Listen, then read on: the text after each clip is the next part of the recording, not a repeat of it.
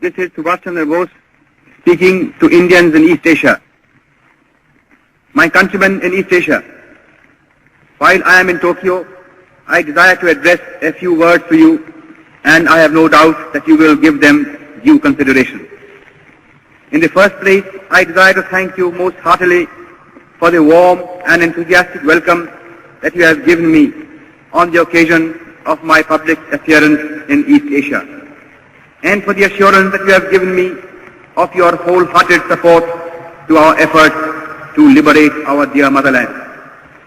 I feel overwhelmed at this manifestation of your burning patriotism and spirit of sacrifice.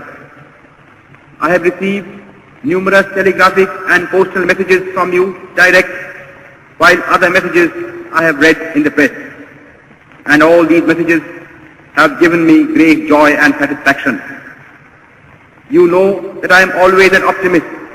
Nevertheless, I must say that the response that I have received has exceeded my fondest expectations. I can only say in reply that I feel proud of you. Since the outbreak of the war in Europe and in East Asia, I have been saying repeatedly that we, the Indian people, could not have wished or even dreamt of a better combination of circumstances for helping us to achieve our liberty. When the world forces are helping us in this way, our task has automatically become very much easier than what it would have been otherwise. This fact should further strengthen our self-confidence and optimism and hearten us considerably in the fight that lies ahead of us. I am overjoyed to see that you have already realized that the responsibility of winning freedom does not rest merely on the shoulders of our countrymen at home. It is but natural that they should bear the brunt of the burden, and they have been doing so already. But at the same time, every Indian, no matter where he may be living at the present time, has a duty towards his country, and he must contribute his due share towards the final victory.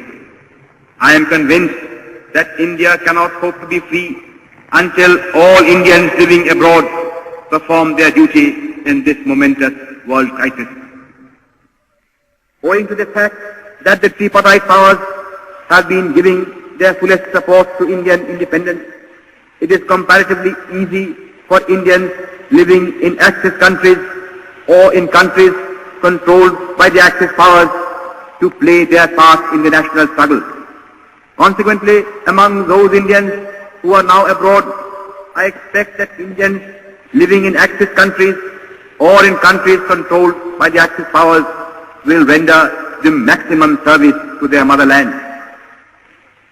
Here in East Asia, you have seen for yourselves how deep is the interest in and sympathy for Indian independence.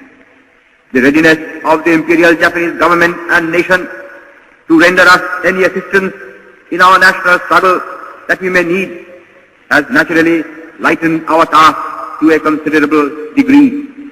Consequently, there can be no possible excuse why any Indian in East Asia should not pull his whole weight in the present struggle.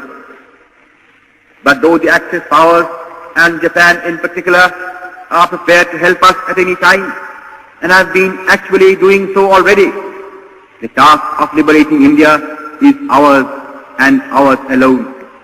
That responsibility we shall not cast on anybody else, because that would be against our national honor. Moreover, we have no right to ask for or expect help from any quarter until we ourselves have first of all done our very utmost.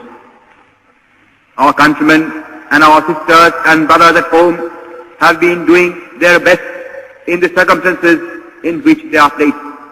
But the enemy is ruthless and desperate, and he is armed to the teeth. Against such a brutal foe, no amount of civil disobedience or of sabotage or of revolutionary terrorism can be of any avail. If therefore we want to expel British power from India, we have to fight the enemy with his own weapons,